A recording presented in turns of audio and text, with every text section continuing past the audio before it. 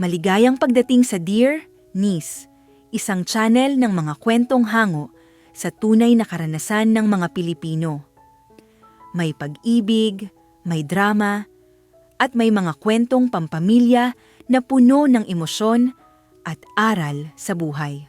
Bago natin umpisahan, please huwag kalimutan mag-like, comment and subscribe upang lagi kang updated sa aming mga bagong kwento.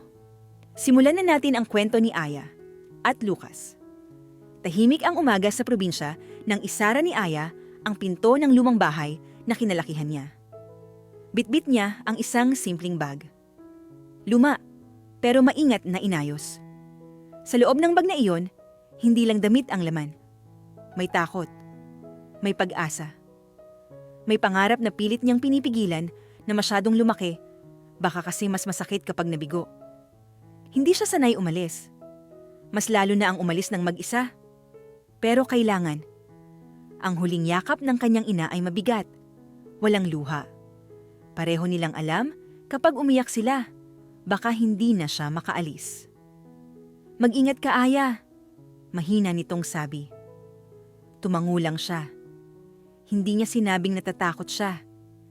Hindi niya sinabing hindi niya alam kung kakayanin niya.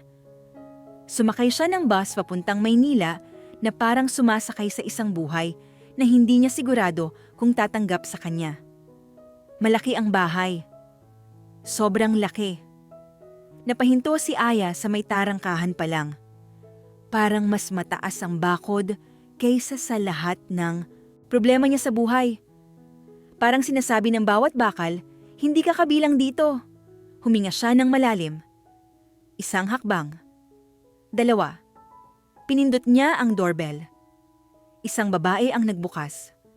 Matangos ang ilong, maayos ang buhok, may suot na uniforme na halatang matagal nang sinusuot, pero maayos pa rin ang tiklop. Bagong katulong? Malamig ang tanong. Oo po, sagot ni Aya. Nirefer po ako ni Aling Nena. Tiningnan siya ng babae mula ulo hanggang paa. Hindi ngiti, hindi rin galit. Parang pagsusuri. Pasok ka, sabi nito. Pagpasok ni Aya, mas lalong bumigat ang pakiramdam niya. Tahimik ang loob ng bahay. Hindi yung tahimik na payapa. Tahimik na may bigat. Makintab ang sahig. Malalaki ang bintana. Parang bawat galaw mo may nakatingin. Dito ka muna, sabi ng babae. Ako si Vina. Hindi pa man tapos ang introduksyon, may isa pang babaeng lumabas mula sa kusina. Mas matanda ng kaunti. Mas matalim ang tingin. Siya na yung bago? Tanong nito. Oo, sagot ni Vina. Lumapit ang babae kay Aya. Mas malapit kaysa sa komportable. Marga, maikli nitong sabi. Alam mo ba kung saan ka pumasok? Napatingin si Aya sa sahig. Oo po. CEO ang amo dito, dugtong ni Marga. Walang puwang ang tamad, walang puwang ang tanga, at lalong walang puwang ang pabigat. Tumango si Aya. Mas mahigpit. Gagawin ko po ang makakaya ko, mahina niyang sabi. Nagkatinginan sina Vina at Marga. May something sa mga mata nila na hindi maintindihan ni Aya. Parang amusement, parang pangmamaliit. Si Sir Lucas, biglang sabi ni Vina. Hindi mo basta-basta makikita. Abala yon. Tahimik, ayaw ng istorbo. Napatingin si Aya. CEO po? Oo, sagot ni Marga. At kapag nagkamali ka, huwag mong aasahang uunawain ka niya. Hindi pa man niya nakikita si Lucas, ramdam na ni Aya ang presensya nito. Parang ang buong bahay umiikot sa isang taong wala pa sa harap niya. Ipinakita sa kanya ang kwarto ng mga katulong. Maliit. Simple. Pero para kay Aya, sapat na iyon. May kama, may kisame, may lugar para huminga. Simula ngayon, sabi ni Vina, linis ka sa may sala, pagkatapos tulong sa kusina, tapos laba. 3 po agad? Tanong ni Aya. Halos pabulong. Saglit na tumigil si Marga. Ngumiti. Pero hindi umabot sa mata. Sanayan lang yan! Habang naglilinis si Aya ng sala, hindi niya maiwasang mapatingin sa mga litrato sa dingding. Isang lalaki. Matangkad. Seryoso ang mukha. Mukhang hindi marunong nang umiti para sa kamera. Si Lucas. CEO. May-ari ng bahay. May-ari ng mundo na papasukin niya. Hindi niya alam kung bakit, pero parang mas lalo siyang kinabahan. Narinig niya ang yabag ng sapatos.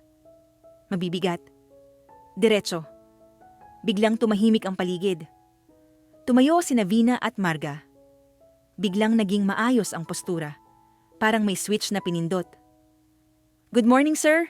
Sabay nilang bati. Napalingon si Aya. Hindi agad siya nakatayo. "Bagong katulong?" Tanong ng isang malamig pero malinaw na boses. "Opo, sir!" Sagot ni Vina agad. "Si Aya po." Napatingin si Lucas kay Aya. Hindi matagal. Hindi rin matalim. Isang tingin lang na parang nagtatala ng detalye. "Siguraduhin ninyong alam niya ang sistema," sabi ni Lucas. "At ayokong may aberya sa bahay." "Opo, sir!" Sagot ni Vina at Marga.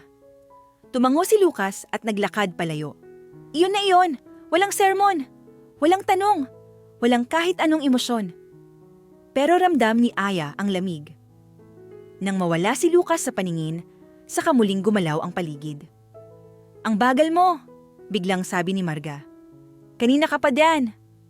"Naglilinis na po ako," sagot ni Aya. "Mas bilisan mo!" Singit ni Vina. "Hindi kami babysitter!" Tumango si Aya. Mas yumuko. Habang nagwawalis siya, naririnig niya ang bulungan sa likod niya. Hindi malinaw ang salita, pero malinaw ang tono. Pangmamata, pagsusukat. Parang hinihintay nilang madapa siya. Lumipas ang oras. Hindi niya namalayan na tanghali na. Pagod ang mga kamay niya. Masakit ang likod. Pero hindi siya tumigil. Ayaw niyang mapansin. Ayaw niyang magkamali. Sa bawat utos na naririnig niya, sinusunod niya agad. Sa bawat tingin ng dalawang katulong, lalo siyang nagiging maingat.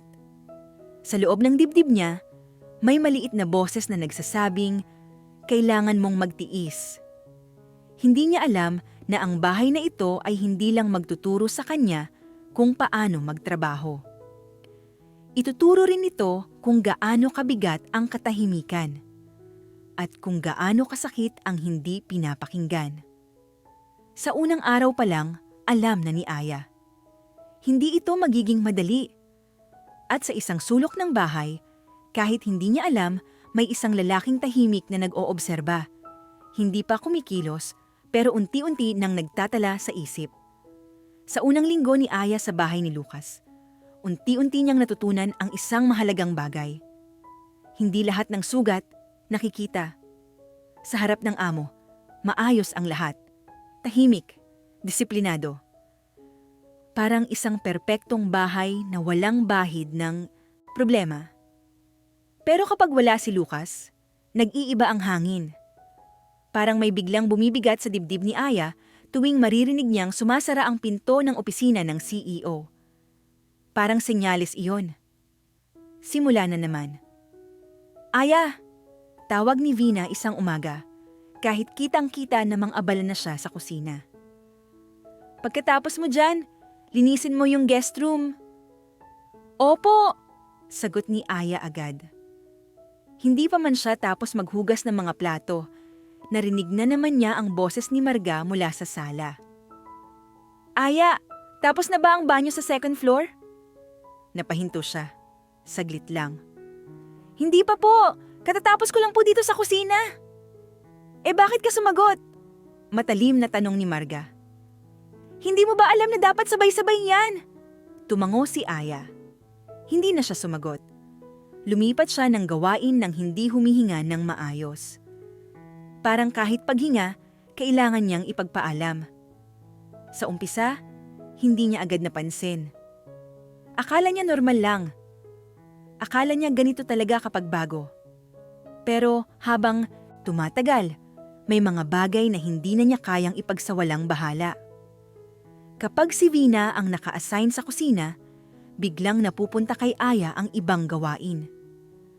Kapag si Marga ang dapat maglaba, si Aya ang tinatawag. Kapag may mali, kahit hindi siya ang may gawa, Pangalan niya ang unang binabanggit. Aya, bakit ganyan ang ayos ng mesa? Aya, bakit may alikabok pa diyan? Aya, hindi ka ba marunong sumunod? Minsan, sinubukan niyang ipaliwanag. Hindi po ako ang huling gumamit. Sumasagot ka pa? Putol ni Marga. Matuto kang tumanggap ng pagkakamali. Tahimik na lang si Aya. Mas pinili niyang manahimik kaysa lumala. Kapag naroon si Lucas, nag-iiba ang eksena. Good morning, sir. Malambing na bati ni Vina. Nakapagluto na po kami ng almusal. Oo nga po, sir. Dugtong ni Marga. Si Aya ang tumulong kanina. Napapatingin si Aya. Hindi niya alam kung dapat ba siyang magpasalamat o matakot. Minsan, nagtatama ang tingin nila ni Lucas. Sandali lang, walang sinasabi ang CEO. Pero parang may kung anong binabasa sa mukha niya. Kapag umaalis ang si Lucas, bumabalik ang lamig. Ang lakas mo naman sa amo, bulong ni Vina isang beses habang nag-aayos sila ng hapag. Akala mo naman may ginagawa ka. Hindi po. Hindi na niya natuloy ang sagot. Bago ka pa lang, singit ni Marga. Huwag kang feeling importante. Sa gabi, kapag tapos na ang lahat, saka lang nakakaupo si Aya. Minsan, wala na ring gana kumain. Minsan, diretso na lang sa kama. Pinipikit niya ang mga mata, pero hindi agad nakakatulog. Paulit-ulit sa isip niya ang mga tanong. Normal lang ba to? Ganito ba talaga kapag bago? Ako ba ang may mali? Hindi siya umiyak. Hindi dahil hindi masakit, kundi dahil pagod na siya. Isang hapon, habang naglilinis siya ng hagdan, nadulas ang basahan sa kamay niya. Hindi malakas ang pagkakadulas, pero sapat para matumba siya ng bahagya. Ano ba yan? Sigaw ni Marga mula sa ibaba. Ang ingay mo! Pasensya na po! Agad na sabi ni Aya, kahit masakit ang tuhod niya. Pasensya ka ng pasensya, iritadong sagot ni Vina. Kung ganyan ka kabagal, hindi ka tatagal dito. Tumayo si Aya kahit nanginginig ang tuhod. Pinunasan niya ang sahig na parang walang nangyari. Sa loob niya, gusto niyang umiyak. Pero pinigilan niya. Kailangan niya ang trabahong ito. May mga araw na halos hindi niya nakikita si Lucas. Abala. May mga meeting, may mga tawag, at kapag naroon man, saglit lang, diretso sa opisina, diretso sa sasakyan. Hindi niya alam kung napapansin ba nito ang nangyayari. O baka napapansin, pero walang pakialam. Minsan, habang nagwawalis siya sa labas ng opisina, narinig niyang nagsalita si Lucas sa telepono. Mahinahon, diretso, may kontrol. Ibang-iba sa boses na naririnig niya mula kina Vina at Marga. Parang magkaibang mundo ang ginagalawan nila. Lumipas ang mga araw, hindi bumababa ang bigat, mas lalo lang nadagdagan. Isang umaga, pagod si Aya. Hindi siya halos nakatulog dahil pinagawa siya ni Marga hanggang hating gabi. Habang nagtitimpla siya ng kape sa kusina, napansin ni Vina ang panginginig ng kamay niya. Uy, sabi nito. May kunwaring ngiti. Okay ka lang ba? Opo, sagot ni Aya. Siguraduhin mong maayos yan, dugtong ni Vina. Ayaw ni Sir ng palpak. Pag-alis ni Vina, napaupo si Aya saglit. Isang saglit lang, isang hinga. Hindi niya napansin na may nakatingin pala mula sa malayo. Mula sa second floor, saglit na huminto si Lucas. Hindi siya bumaba, hindi siya nagsalita. Pero nakita niya ang babaeng nakaupo sa gilid ng kusina. Tahimik, pagod. Hindi niya alam kung bakit, pero may kung anong pumasok sa isip niya. Isang simpleng tanong na hindi niya agad sinagot. Bakit parang laging siya ang gumagawa ng lahat? Hindi pa siya kumikilos. Hindi pa siya nagtatanong. Pero sa isip ni Lucas, may isang maliit na marka na naitala. Isang detalye na hindi niya inaasahang mapapansin. At sa ibaba, si Aya ay tumayo ulit. Binalik ang kape sa tray. At muling isinuot ang katahimikan na parang panangga. Hindi niya alam na may isang taong unti-unti nang nagmamasid. At hindi niya rin alam kung gaano pa katagal niya kakayanin. Maaga gumigising si Lucas. Bago pa mag-ingay ang bahay, gising na ang isip niya. Habang ang iba ay nagtitimpla ng kape para magsimula ng araw, siya ay nagsisimula na sa numero. Mga report, mga graph, mga desisyong kailangang gawin bago pa sumikat ang araw. CEO siya hindi dahil sa pangalan, kundi dahil sa oras na isinakripisyo niya para makarating doon. Tahimik ang bahay tuwing umaga. Gusto niya iyon. Ayaw niya ng ingay. Ayaw niya ng abala. Kaya hindi niya agad napapansin ang mga taong gumagalaw sa paligid. Hindi dahil wala siyang pakialam, kundi dahil sanay siyang nakatingin sa mas malalaking bagay. Sa kusina, maaga ring gumigising si Aya. Hindi dahil gusto niya, kundi dahil kailangan. Habang nagsasaayos siya ng almusal, napatingin siya sa orasan. Hindi pa man sumasakit ang tiyan niya, pagod na ang katawan niya. Minsan, napapansin niyang dumadaan si Lucas sa likod niya. Diretso, tahimik. "Good morning, sir." Mahina niyang bati minsan. Tumangulang si Lucas. Hindi siya tumigil. Hindi siya tumingin ng matagal. Para sa kanya, isa lang si Aya sa maraming detalye ng bahay. Isang bahagi ng sistema na dapat gumagana ng maayos. Sa opisina, seryoso si Lucas. Diretso kung magsalita. Ayaw ng paligoy-ligoy. "Pakita ang numbers!" Utos niya sa isang meeting. "Hindi opinyon ang kailangan ko." Tahimik ang lahat. Alam nilang kapag nagkamali sila, hindi ito simpleng sermon. Pero hindi rin siya bastos. Hindi siya sumisigaw. Mas lalo siyang kinatatakutan dahil sa kontrol niya. Pagkatapos ng meeting, bumalik siya sa bahay na may dala pang trabaho sa isip. Hindi pa tapos ang araw niya. Sa bahay, nadatnan niyang abala ang lahat. Maayos ang sala. Tahimik ang paligid. Isang sulyap lang ang ibinigay niya. Sapat na iyon para sa kanya. "Ano ang schedule ko bukas?" Tanong niya kay Vina. "Nakapag-ayos na po kami, sir." Sagot nito agad. "Nakaprint na po ang itinerary." Tumango si Lucas. Diretso sa opisina. Habang isinasara niya ang pinto, may isang bagay na napansin siya sa gilid ng mata niya. Si Aya.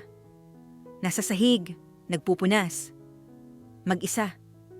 Hindi niya alam kung bakit iyon ang napansin niya. Hindi naman bago ang may naglilinis. Hindi rin kakaiba. Pero may kakaiba sa galaw nito. Parang laging nagmamadali. Parang laging may hinahabol. Hindi niya iyon pinansin agad. Lumipas ang mga araw. Ganun pa rin ang routine. Trabaho, meeting, tahimik na bahay. Pero may mga detalye na unti-unting pumapasok sa isip ni Lucas, kahit ayaw niyang bigyan ng pansin.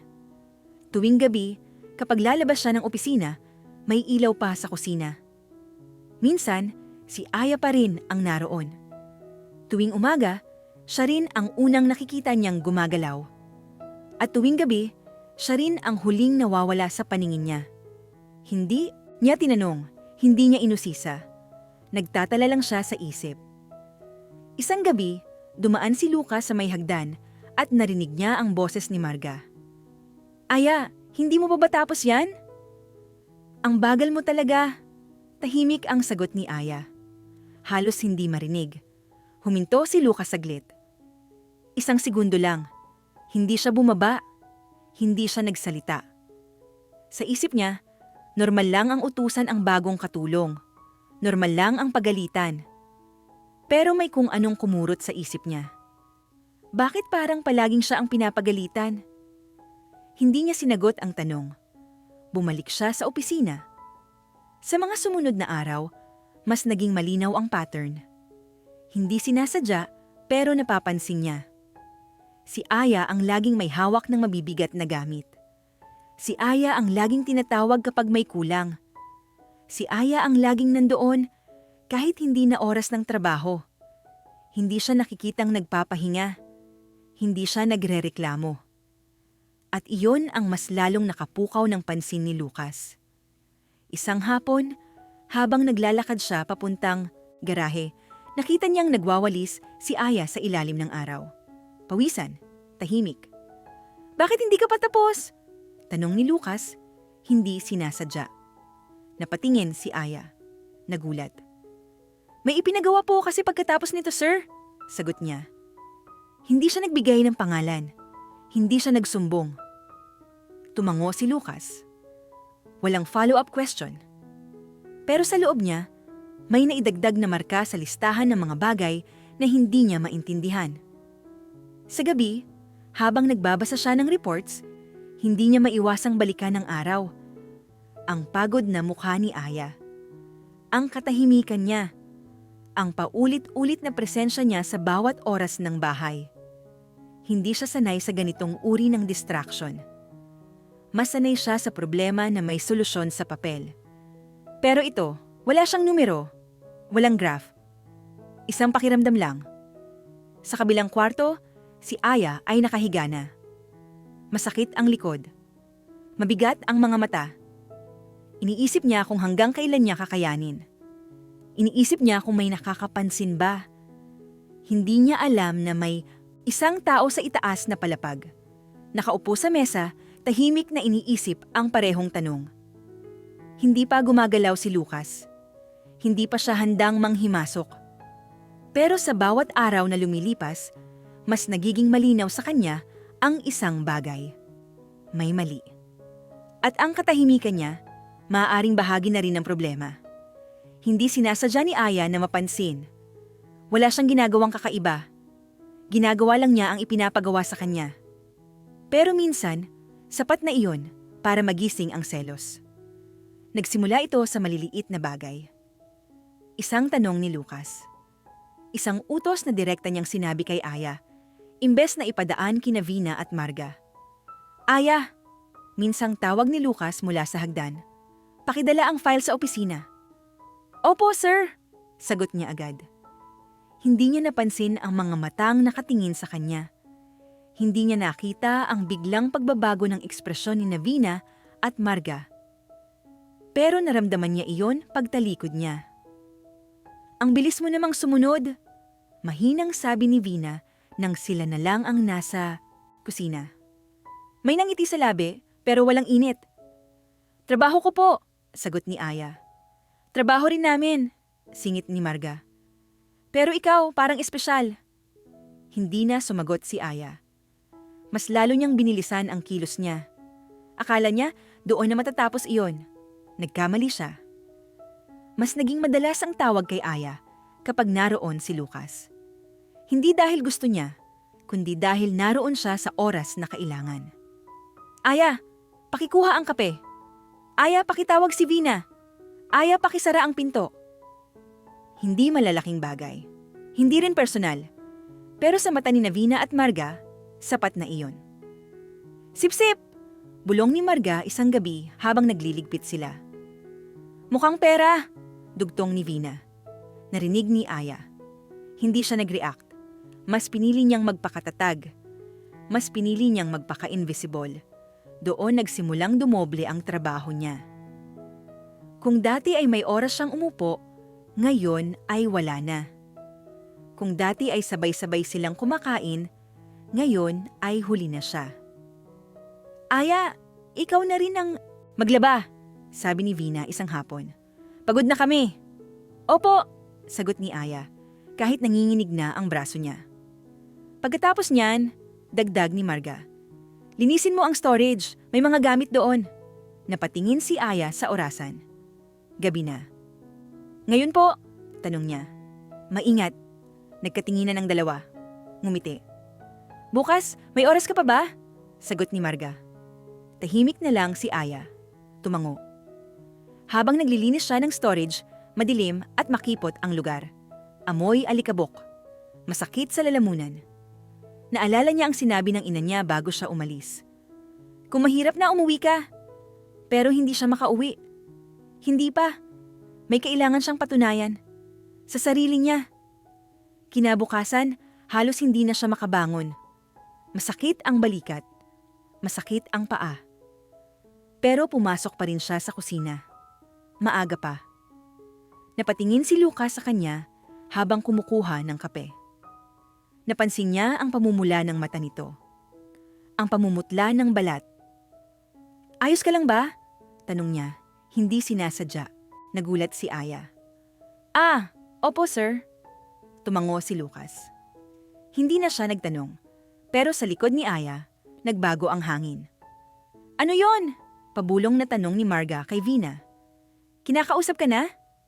"Hindi ko alam," sagot ni Vina. Pero mukhang napapansin na siya. Hindi na biro ang tingin nila ngayon. Hindi na simpleng inis. May galit na. Mas naging mapanakit ang mga salita. "Akala mo naman may mararating ka," sabi ni Marga habang pinupunasan ang mesa. "Katulong ka lang." "Kung gusto mong umangat," singit ni Vina, "maraming paraan, hindi lang trabaho." Hindi sumagot si Aya. Hindi siya tumingin. Pero bawat salita, tumatama. Isang gabi, hindi na niya kinaya. Habang naglalabas siya sa likod ng bahay, biglang bumigay ang tuhod niya. Napaupo siya sa sahig. Tahimik lang siya. Hindi siya umiyak. Hindi siya humingi ng tulong. Pagkatapos ng ilang minuto, tumayo siya ulit. Tinapos ang trabaho. Sa loob niya, may tanong na hindi niya masagot. Hanggang... Kailan? Mula sa itaas ng bahay, may isang lalaking nakatingin sa bintana. Hindi niya alam kung bakit, pero napatingin siya sa likod bahay. Nakita niya si Aya. Mag-isa. Naglalaba sa dilim. Humigpit ang panga ni Lucas. Hindi dahil sa galit, kundi dahil sa isang pakiramdam na hindi niya maipaliwanag. Bakit parang hindi tama? Hindi pa rin siya bumaba. Hindi pa rin siya nagsalita. Pero sa isip niya, mas malinaw na ngayon ang isang bagay. Ang katahimikan ni Aya ay hindi simpleng ugali. Isa itong depensa. At ang selos sa loob ng bahay na ito, unti-unti nang nagiging panganib. Hindi inaasahan ni Aya ang umagang iyon. Pagkabukas pa lang ng mata niya, alam na ng katawan niyang hindi siya handa. Masakit ang braso. Masakit ang likod. Parang may humihila sa bawat galaw, pero bumangon pa rin siya. Hindi siya sanay magreklamo. Mas lalong hindi siya sanay humindi. Habang nag-aayos siya sa kusina, narinig niya ang yabag ng sapatos ni Lucas. Diretso. Mabilis. "Aya," tawag nito. Napalingon siya agad. "Opo, sir?" "Kailangan kong pumunta sa opisina ngayon," sabi ni Lucas. "May kulang sa staff doon." Saglit na natigilan si Aya. "Isasama kita," dagdag ni Lucas. Diretso ang tono. "Assistant sa paglilinis." Hindi siya handa. Hindi niya inaasahan. "Opo, sir," sagot pa rin niya, kahit hindi niya alam kung anong gagawin. Sa gilid ng kusina, nagkatinginan sina Marga at Vina. Tahimik. Pero malinaw ang inis. Tahimik ang biyahe papunta sa opisina. Nasa likod si Aya. Nakaupo ng tuwid. Hawak ang bag sa tuhod. Si Lucas ay nakatutok sa tablet. Hindi nagsasalita. Pero ilang beses siyang napatingin sa salamin. Napansin niya ang hawak ni Aya sa braso nito. Parang iniiwasan ng isang bahagi. Hindi siya nagtanong. Malaki rin ang opisina ni Lucas. Mas malamig. Mas mabilis ang galaw ng mga tao. Ipinakita kay Aya ang mga gagawin. Simple lang. Linisin ang meeting room. Ayusin ang pantry. Habang naglilinis siya ng isang mesa, nadulas ang baso sa kamay niya. Hindi niya namalayan na may bahagyang bitak pala ang gilid. Tumama iyon sa palad niya. Hindi siya agad sumigaw. Sanay na siyang pigilan ang reaksyon. Pero dumugo. Tumulo sa sahig. Maliit lang sa paningin ng iba. Malaki para sa kanya. "Aya!" Napalingon siya. Nakatayo si Lucas sa may pinto. Nakita niya ang dugo. "Ano yan?" tanong ni Lucas. Mas mababa ang boses kaysa dati. Napatingin si Aya sa kamay niya. "Ah, wala po. Gasgas lang." Lumapit si Lucas. Mas malapit kaysa dati. "Umupo ka," utos niya. Nag-alinlangan si Aya. "Okay lang po ako." Umupo ka, ulit ni Lucas, malinaw. Tahimik siyang sumunod. Kinuha ni Lucas ang first aid kit sa cabinet. Halatang alam niya kung saan iyon. Hindi siya nagmamadali. Hindi rin siya nagsasalita. Maingat niyang hinawakan ang kamay ni Aya. Magaan. Parang takot siyang masaktan pa ito. Masakit? Tanong niya. Opo, konti lang po, sagot ni Aya. Pinunasan ni Lucas ang sugat. Tahimik. Focus. Napatingin si Aya sa mukha niya. Unang beses niyang nakita ang ganitong ekspresyon. Hindi malamig, hindi rin seryoso. May pag-aalala. Bakit hindi mo sinabi kanina? Tanong ni Lucas. Hindi naman po kailangan, sagot niya. Sanay na po ako. Huminto ang kamay ni Lucas. Sandali. Hindi ka dapat masanay sa ganyan, sabi niya, halos pabulong. Hindi sumagot si Aya. Tinapala ni Lucas ang sugat. Maayos. Malinis. Mag-ingat ka, sabi niya bago niya binitiwan ang kamay nito. Hindi na niya pinabalik agad si Aya sa trabaho. Doon ka muna, sabi ni Lucas. Itinuturo ang isang upuan sa gilid ng meeting room. Magpahinga ka saglit. Opo sir, sagot niya. Habang nakaupo si Aya, napansin niya ang mga papel sa mesa. Mga graph. Mga numero. Hindi niya sinasadya pero napatingin siya. At hindi niya napigilang magsalita. Sir, mahina niyang tawag. Napalingon si Lucas. Ano yon? Yung graph po, sabi niya, nag-aalangan. Parang may mali po sa interpretation.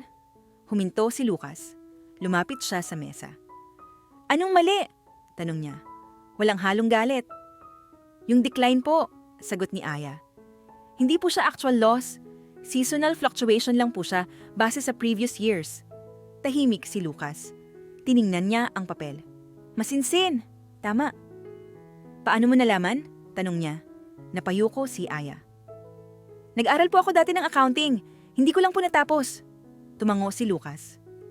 Salamat, sabi niya. Sasabihin ko sa team. Hindi na siya nagtanong pa. Pero sa loob niya, may nabago. Pagbalik nila sa bahay, tahimik pa rin ang biyahe. Pero hindi na pareho ang bigat. Si Aya ay hawak pa rin ang benda sa kamay niya. Si Lucas ay mas tahimik kaysa dati. Pagdating sa bahay, agad silang sinalubong ni Vina at Marga. Ano po nangyari? Tanong ni Vina, kunwaring nag-aalala. Nasugatan siya, sagot ni Lucas. Siguraduhin ninyong maayos ang mga gamit dito. Opo, sir, sagot ni Vina. Opo, dugtong ni Marga. Tumango si Lucas at umakyat sa opisina. Sa kusina, tahimik si Aya. Nagpapatuyo ng kamay. Lumapit si Marga. Tiningnan ang benda. Sa opisina pa nasugatan, sabi nito. Talagang napapansin ka na. Hindi sumagot si Aya. Sa likod niya, nagsalita si Vina. Ingat ka, sabi nito. Malamig ang tono. Hindi lahat ng napapansin tumatagal. Tahimik si Aya. Pero sa loob niya, may kakaibang pakiramdam. Hindi dahil sa sugat, kundi dahil sa unang beses na may nag-alala. At sa itaas ng bahay, may isang lalaking nakaupo sa mesa. Hindi na niya maalis sa isip ang duguang kamay ni Aya. At ang katahimikan nito habang nasasaktan. Hindi pa rin siya kumikilos. Hindi pa rin siya nagko-confront. Pero ngayon, hindi na lang siya nagmamasid. May nabuo ng tanong. At unti-unting nabubuo ang desisyon. Hindi agad umalis sa isip ni Lucas ang nangyari sa opisina. Hindi ang sugat. Hindi ang dugo. Kundi ang paraan ng pagsasalita ni Aya. Tahimik. Diretso. Walang pilit. Hindi siya nagsalita para magpakitang gilas. Hindi rin siya naghintay ng papuri. Nagsabi lang siya ng nakita niyang mali. At para kay Lucas, iyon ang mas bihira. Kinabukasan, bumalik siya sa opisina na may ibang mata. Mas maaga siyang dumating kaysa dati. Mas tahimik. Pinatawag niya ang team. Balikan natin ang report kahapon, sabi niya. Yung dip sa third quarter. May nagsalita. May nag-explain. Pero sa isip ni Lucas, Naroon pa rin ang sinabi ni Aya. Seasonal fluctuation. Pinakita niya ang historical data. Tama. Walang nagsalita. Walang umangal. Next time, sabi ni Lucas, tingnan ninyo ang pattern bago kayo mag-conclude. Walang sinabing pangalan. Walang binanggit. Pero sa loob niya, malinaw kung kanino galing ang insight. Pag-uwi niya sa bahay, mas naging mapagmasid si Lucas. Hindi halata. Hindi rin halatang may hinahanap siya. Pero mas matagal ang tingin niya sa paligid. Sa kusina, naroon si Aya. Tahimik na naghihiwa ng gulay. Napansin niya ang benda sa kamay nito. Malinis pa rin. Maayos ang pagkakatapal. "Kamusta ang kamay mo?" tanong niya.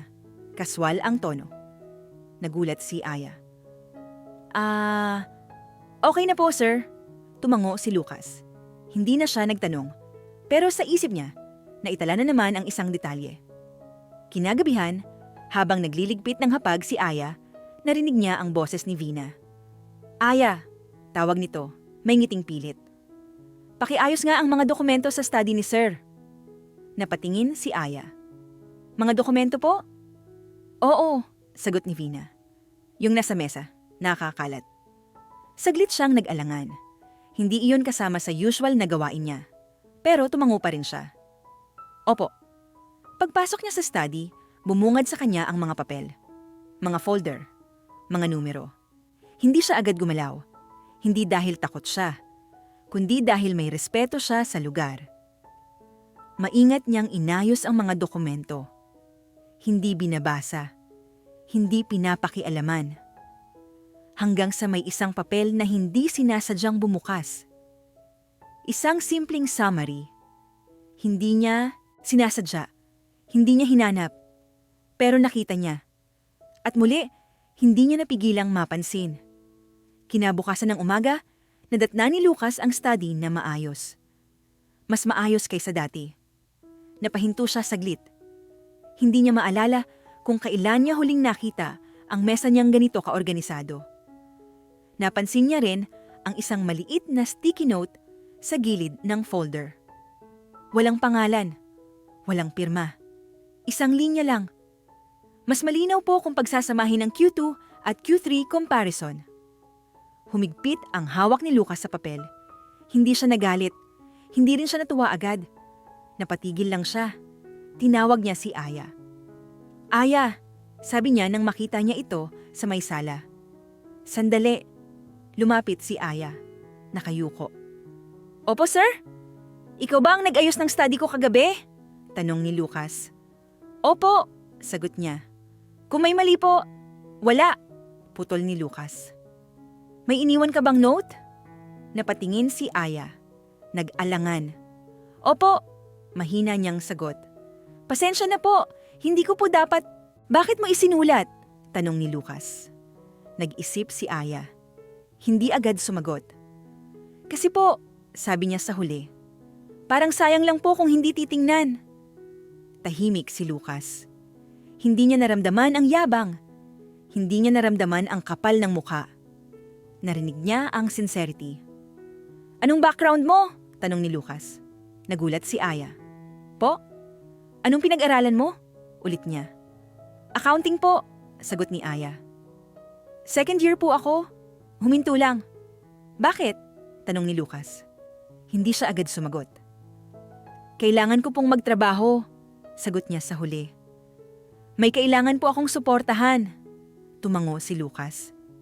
Hindi na siya nagtanong pa. Sa gabing iyon, hindi agad nakatulog si Lucas.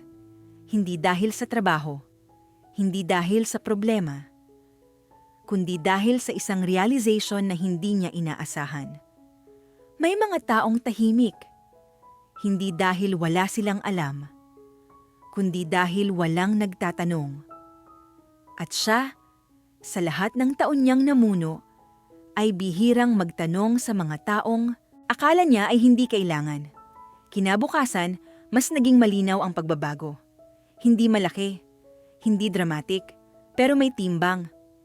"Aya," tawag ni Lucas habang papasok sa kotse.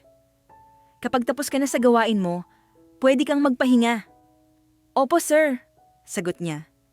Napatingin si Marga. Hindi niya gusto ang narinig. Si Vina ay nanahimik, pero may kung anong gumalaw sa loob niya. Sa kusina, bumulong si Marga. Akala mo kung sino? Sabi niya. Note-note ka pa. Hindi sumagot si Aya. Mas pinili niyang maghiwa ng gulay. Pero sa loob niya, may kakaibang pakiramdam. Hindi saya. Hindi rin takot. Isang maliit na tiwala. Sa opisina ni Lucas, nakabukas ang laptop. Nakatitig siya sa data. Pero mas malinaw ngayon. Hindi lang numero ang tinitingnan niya, kundi mga tao. At sa gitna ng lahat ng iyon, may isang pangalan na unti-unting nagiging mahalaga.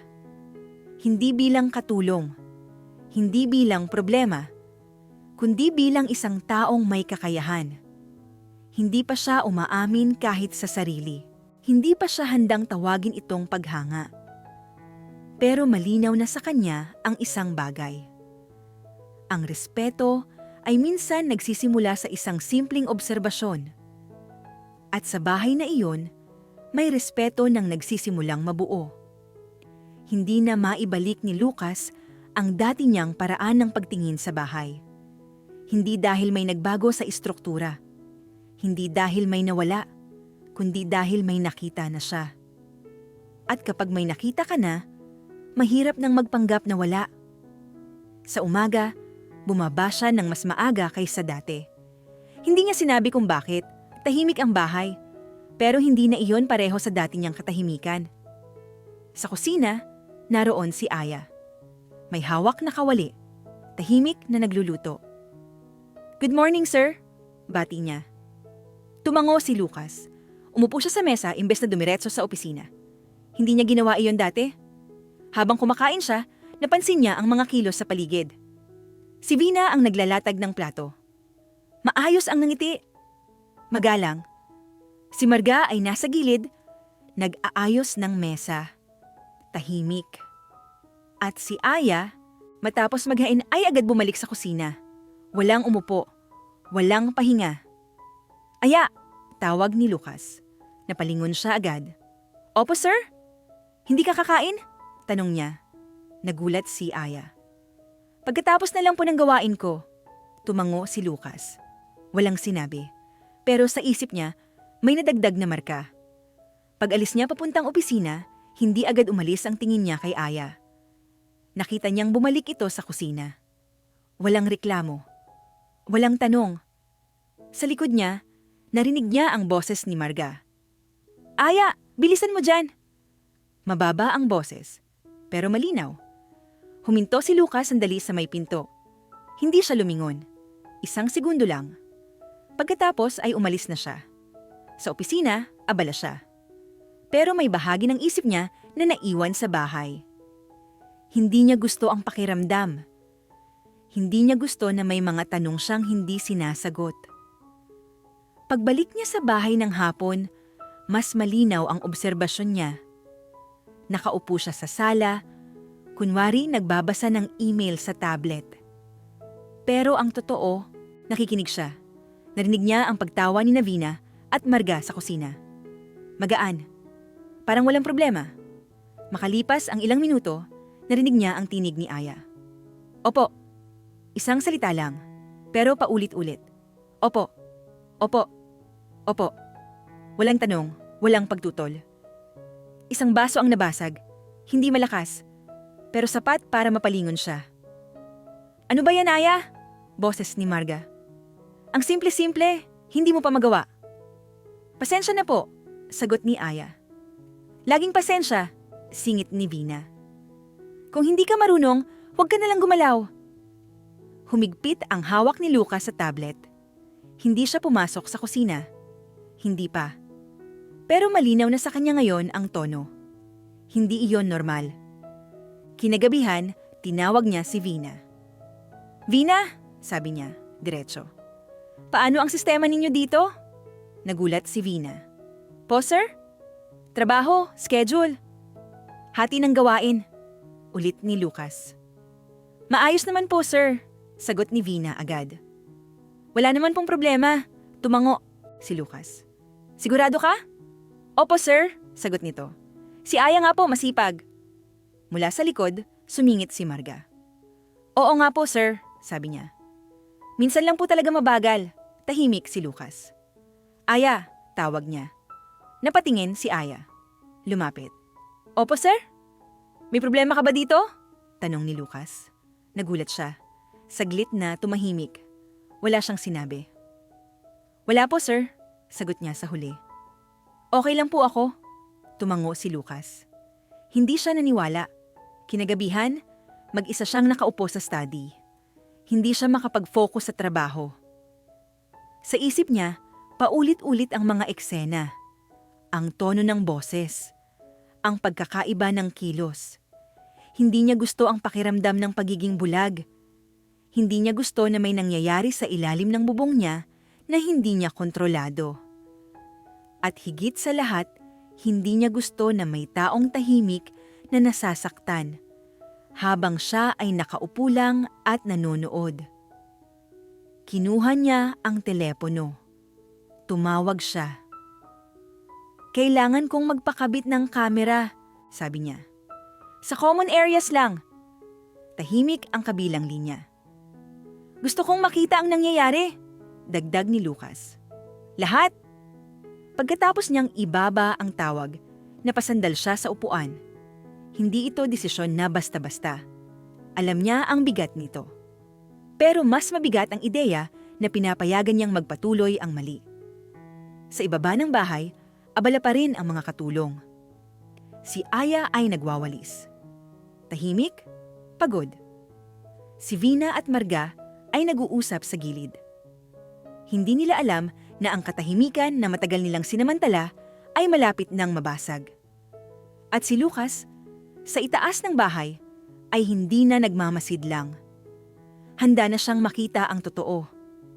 Hindi agad gumana ang mga kamera. May proseso, may oras.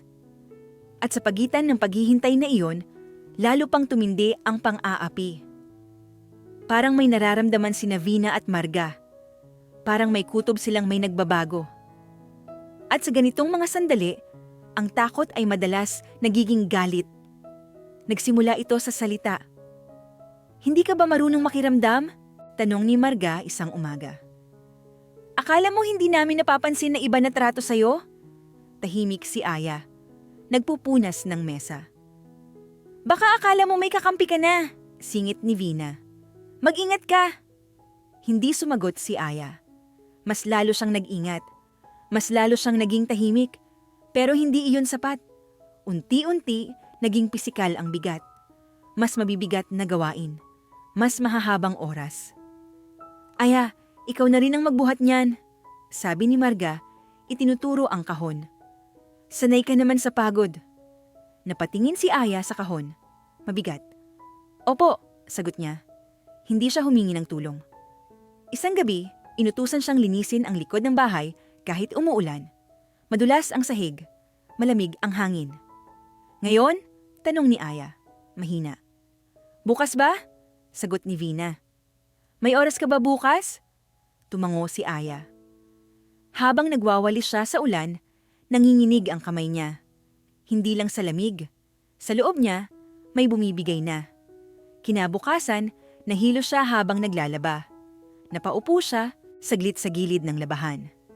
Hindi niya napansin na may nakatingin. Ano na naman yan? Tanong ni Marga. Arte mo? Tumayo si Aya agad. Pasensya na po. Hindi na siya umupo ulit. Sa loob ng ilang araw, hindi na siya makatulog ng maayos. Masakit ang katawan. Mabigat ang dibdib. Tuwing gabi, iniisip niya ang ina niya. Ang bahay nila sa probinsya. Ang katahimikan doon, mas payapa. Mas totoo. Isang umaga, habang naglilinis siya ng banyo, nadulas siya. Hindi malakas, pero sapat para magdulot ng pasa sa binti niya. Hindi siya nagsabi. Tinakpan niya lang ng damit. Tinapos ang gawain. Nang gabing yon, nakaupo siya sa kama.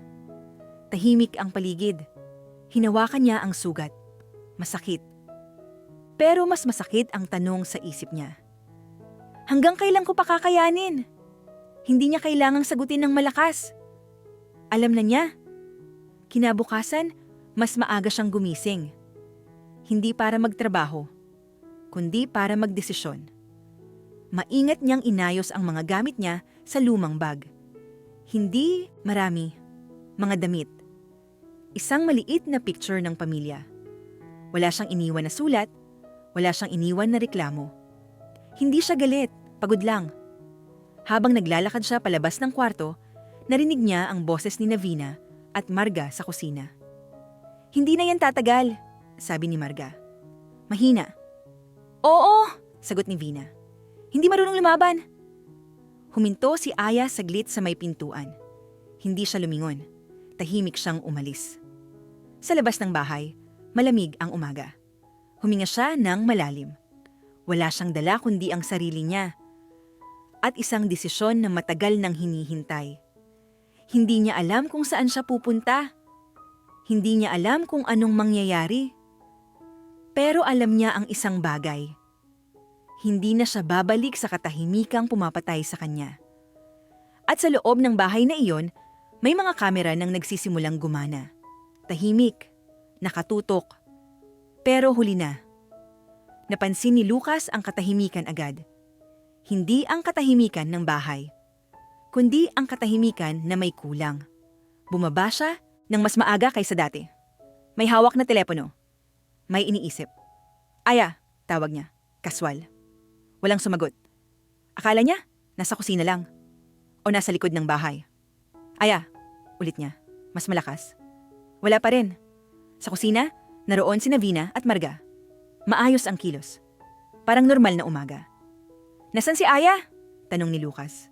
Nagkatinginan sila saglit. Isang iglap lang. "Umalis na po," sagot ni Vina. "Maaga po." "Umalis?" tanong ni Lucas. "Kailan?" "Kanina lang po," sagot ni Marga. Sabi niya, uuwi raw po siya. Humigpit ang panga ni Lucas. "May sinabi ba siyang problema?" tanong niya. "Wala po," sagot ni Vina agad. "Okay naman po siya." Tahimik si Lucas. Hindi iyon tugma sa mga naobserbahan niya. Umakyat siya sa kwarto ng mga katulong. Walang laman ang kama ni Aya. Maayos ang higaan.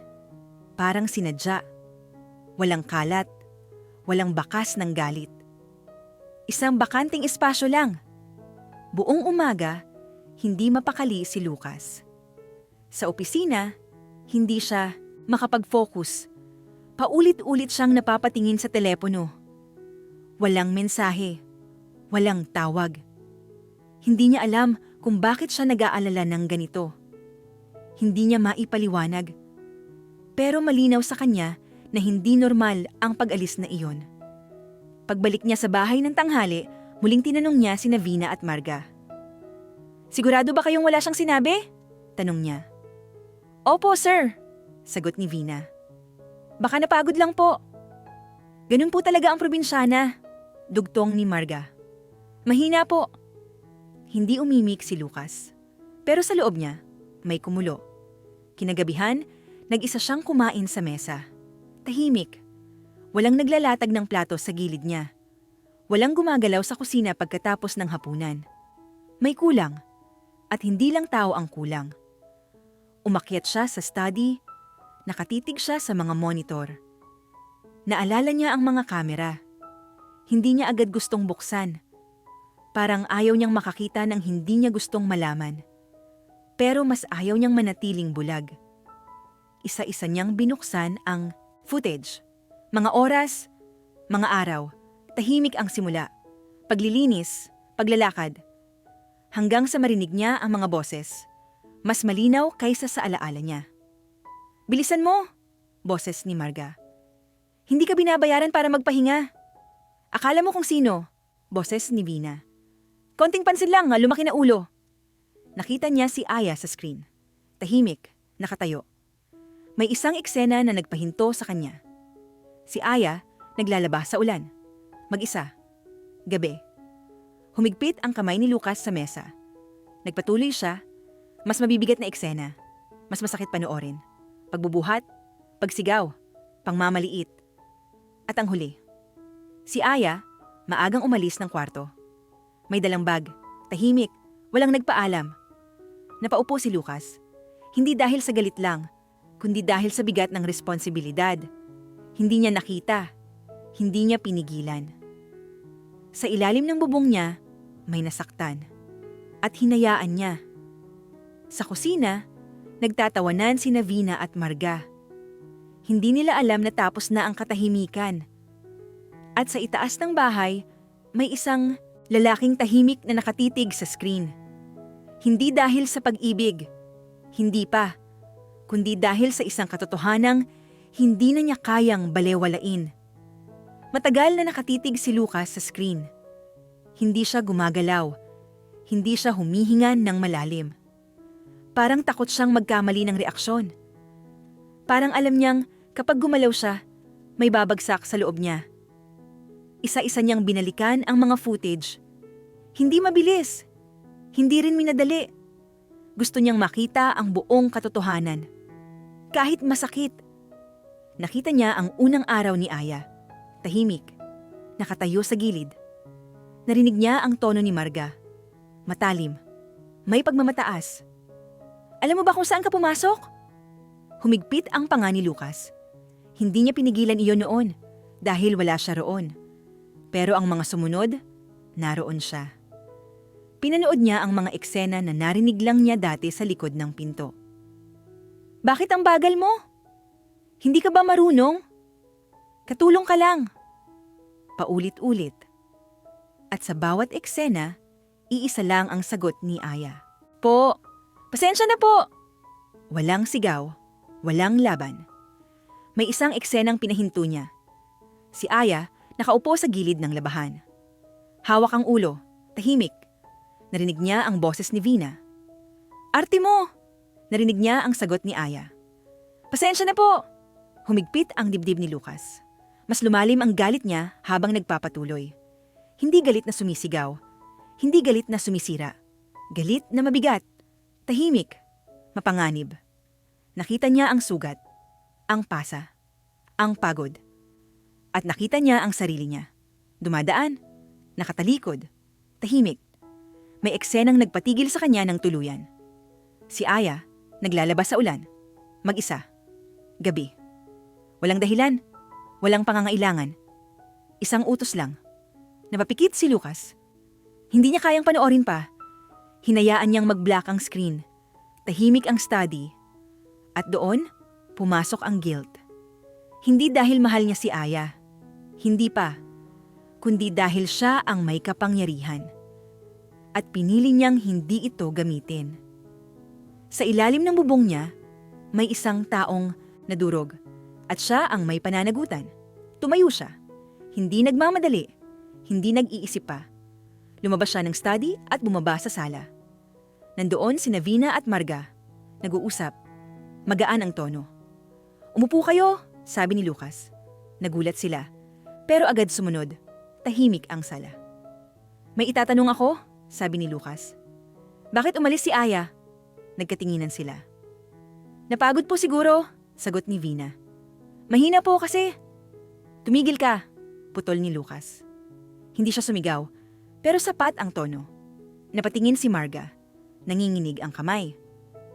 May problema ba kayo sa kanya? Tanong ni Lucas. Wala po, sagot ni Marga agad.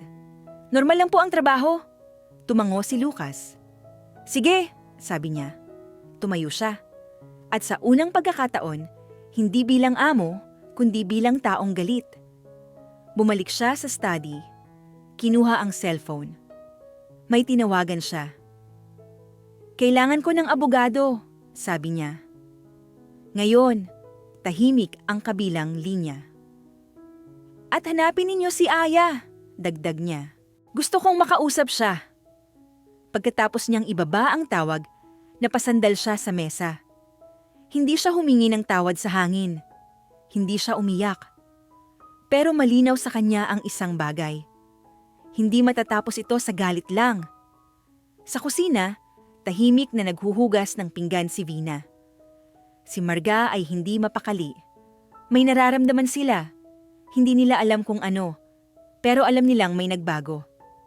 Ang katahimikan na dati nilang sandata ay ngayon bumabalik sa kanila. Sa loob ng study, muling binuksan ni Lucas ang screen. Hindi para manood ulit, kundi para tiyakin. Hindi na ito mauulit. Hindi sa bahay niya. Hindi sa ilalim ng pangalan niya. At sa gitna ng galit at guilt, may isang desisyon na buo na. Hindi lang niya hahanapin si Aya. Pananagutin niya ang lahat. Hindi agad natagpuan si Aya. 2 araw ang lumipas. 2 araw na hindi mapakali si Lucas. Hindi siya bumalik sa normal na routine. Hindi siya pumasok sa opisina ng buo. Hindi siya tumigil sa pagtatanong. Ginamit niya ang koneksyon niya. Mga tao. Mga pangalan. Hindi para magpakitang kapangyarihan, kundi para itama ang isang pagkakamali. Natagpuan siya sa isang maliit na boarding house. Tahimik, malayo sa ingay. Hindi niya inaasahang may darating. Mas lalo na si Lucas. Nang makita niya ito sa pintuan, napahinto si Aya. "Sir," mahina niyang sabi. Hindi agad nagsalita si Lucas. Hindi siya pumasok ng basta-basta. Hindi siya umupo. "Aya," sabi niya sa huli. "Pwede ba tayong mag-usap?" Tumango si Aya. Tahimik ang usapan. Walang sigawan. Walang sumbatan. "I'm sorry," sabi ni Lucas. Hindi malakas, pero malinaw. Hindi para sa sugat. Hindi para sa pag-alis. Kundi dahil hinayaan ko mangyari lahat yon. Tahimik si Aya. Hindi siya umiyak. Hindi siya nagalit. "Hindi ko po kayo sinisisi," sabi niya. "Pero ayoko na pong bumalik bilang katulong." Tumango si Lucas. "Hindi kita pinapabalik bilang katulong," sagot niya. Kinabukasan, bumalik si Aya sa bahay. Hindi mag-isa, kasama niya si Lucas. At isang abogadong hindi nagsasalita. Nagtipon ng lahat sa sala. Tahimik. "Aya," sabi ni Lucas, "hindi ka bumalik para magmakaawa." Tumingin siya kina Vina at Marga. "Bumalik ka para magpaalam." Humigpit ang hangin. "Simula ngayon," sabi ni Lucas, "hindi na kayo nagtatrabaho rito." Nanlaki ang mata ni Vina. "Sir, may ebidensya," putol ni Lucas. "Lahat ng ginawa ninyo." Nanahimik si Marga. "May kaso kayong haharapin," dugtong niya. "Hindi ito matatapos dito." Lumingon si Lucas kay Aya. "May isa pa akong announcement." Tahimik ang lahat. "Si Aya ay magiging personal assistant ko." Nagulat si Aya. "Sir, hindi dahil naawa ako," dugtong ni Lucas. "Kung hindi dahil may kakayahan ka." Tahimik. Si Vina ay hindi makapagsalita. Si Marga ay umiiyak.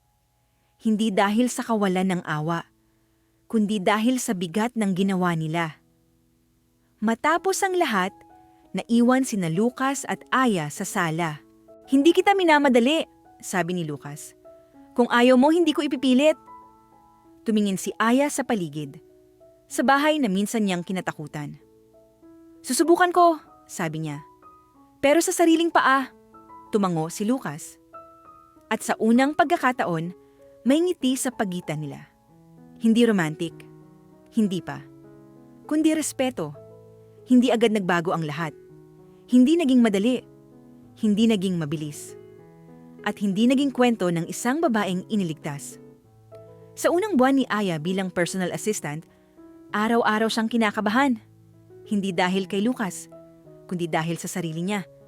Bagong mundo ang ginagalawan niya. Mga meeting, mga termino, mga desisyong may bigat. Pero hindi siya nagreklamo. Mas maaga siyang dumarating. Mas huli siyang umuuwi. Hindi dahil kailangan, kundi dahil gusto niyang patunayan na nararapat siyang naroon. Tahimik si Lucas sa umpisa. Hindi siya nagbigay ng special treatment. Hindi siya nagbantay ng sobra. Tinuruan niya si Aya kung paano gumalaw sa mundo niya, pero hindi niya hinawakan ang kamay nito. "Sabihin mo kapag hindi mo alam," sabi niya minsan. "Hindi kita hinire para magpanggap." Tumango si Aya. At doon nagsimula ang tunay niyang paglago. Unti-unti napansin ng kumpanya. Hindi siya pala salita, pero malinaw kapag nagsalita. Hindi siya aggressive, pero matibay kapag may paninindigan. At sa bawat presentation na mas gumaganda, sa bawat desisyong mas nagiging malinaw, mas lalong tumataas ang respeto sa kanya. Hindi dahil siya ang dating katulong, kundi dahil mahusay siya. Sa labas ng opisina, nagbago rin ang dynamics. May distansya pa rin sina Lucas at Aya. Sadyang ganoon, hindi sila nag-uusap tungkol sa naramdaman noon. Hindi nila binabalikan. Pero may mga sandaling tahimik lang silang magkasama. Isang kape sa hapon, isang biyahe pa uwi. At sa katahimikan na iyon, may unti-unting nabubuong tiwala. Isang gabi, matapos ang isang mahabang meeting, naiwan sila sa opisina. Tahimik. Nakakapagod, sabi. Ni Aya, hindi niya namalaya na nasabi niya. Tumango si Lucas. Ganito talaga. Napatingin siya kay Aya. Pero magaling ka, dagdag niya. Hindi lang dahil sa galing mo sa numero. Ngumiti si Aya. Salamat po. Hindi iyon palitan ng damdamin. Hindi pa. Pero may init. Lumipas ang mga taon, hindi lang buwan. Taon.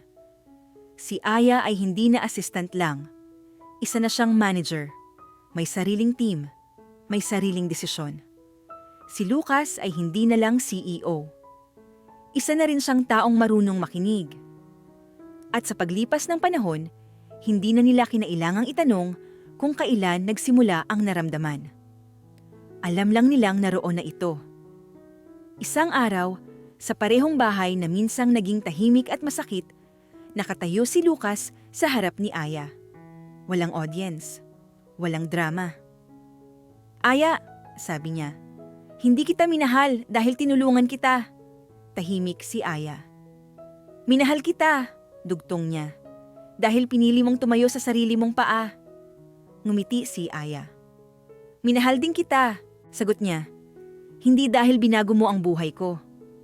Kung hindi dahil hinayaan mo akong baguhin ang sarili ko. Hindi enggrande ang kasal nila. Tahimik. Simple. Pero puno ng taong alam ang pinagdaanan nila.